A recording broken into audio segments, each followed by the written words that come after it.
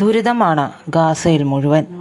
തെക്കൻ ഗാസയിൽ റഫയിലെ 3 മേഖലകളിലും വടക്കൻ ഗാസയിലെ ജബാലിയ അഭയാർത്ഥി ക്യാമ്പ് മേഖലയിലും ഇസ്രായേൽ സൈന്യവും ഹമാസും തമ്മിൽ രൂക്ഷ യുദ്ധമാണ്. ഇരുപക്ഷത്തും വൻ ആൾനാശമുണ്ടായെന്നാണ് റിപ്പോർട്ടുകൾ പറയുന്നത്. ഹമാസിന്റെ ശേഷിക്കുന്ന 4 ബറ്റാലിയനുകളെ ഇല്ലാതെയാക്കും വരെ റഫയിൽ സൈനിക നടപടി തുടരുമെന്ന് ഇസ്രായേൽ പ്രധാനമന്ത്രി ബെഞ്ചമിൻ നെതന്യാഹു പറഞ്ഞു വയ്ക്കുന്നുണ്ട്. ഏറ്റുമുട്ടൽ കനത്തതോടെ ഒരാഴ്ചക്കിടെ റഫയിൽ നിന്ന് 4.5 ലക്ഷം പലസ്തീൻകാരും വടക്കൻ ഗാസയിൽ നിന്ന് 1 ലക്ഷം പേരും പലായനം ചെയ്തെന്ന് ഐക്യരാഷ്ട്ര സംഘടനാ ഏജൻസികൾ അറിയിച്ചിട്ടുണ്ട്. ഇസ്രായേൽ ആക്രമണത്തിൽ 24 മണിക്കൂറിനിടെ ഗാസയിൽ 82 പലസ്തീൻകാരാണ് കൊല്ലപ്പെട്ടത്. സമീപ ആഴ്ചകളിലെ ഏറ്റവും ഉയർന്ന പ്രതിദിന മരണസംഖ്യയാണിത്.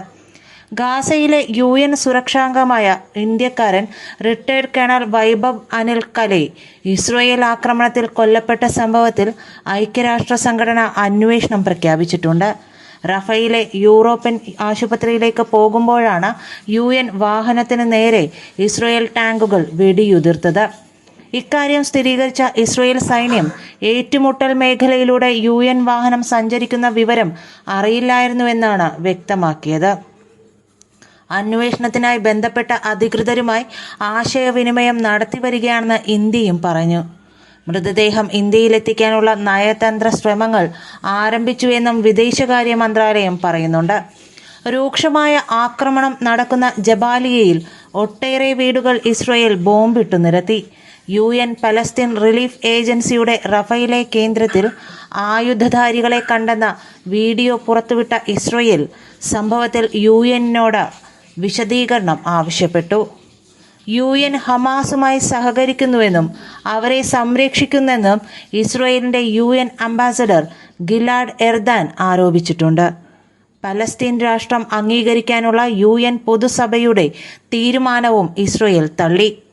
പലസ്തീൻ അനുകൂല വിദ്യാർത്ഥി സമരം വ്യാപിച്ചതോടെ നെതർലാൻഡ്സിലെ ആംസ്റ്റർഡാം സർവകലാശാലയിൽ ക്ലാസുകൾ നിർത്തിവെച്ചു. ഇസ്രായേലിൽ വിദേശ ജോലിക്കാരുടെ എണ്ണം വൻതോതിൽ വർദ്ധിപ്പിക്കാൻ തീരുമാനിച്ചതായി പ്രധാനമന്ത്രി ബെഞ്ചമിൻ നെതന്യാഹു ഇതിനിടെ പറയുകയും ചെയ്തു. കൃഷി, നിർമ്മാണം, നഴ്സിംഗ് മേഖലകളിൽ 3 ലക്ഷത്തോളം വിദേശ ജോലിക്കാരെ അനുവദിക്കാനാണ് തീരുമാനം. യുദ്ധം മൂലം രാജ്യത്ത് തൊഴിലാളി ക്ഷാമം അനുഭവപ്പെടുന്ന സാഹചര്യത്തിലാണ് നെതന്യാഹുവിൻ്റെ ഈ നീക്കം.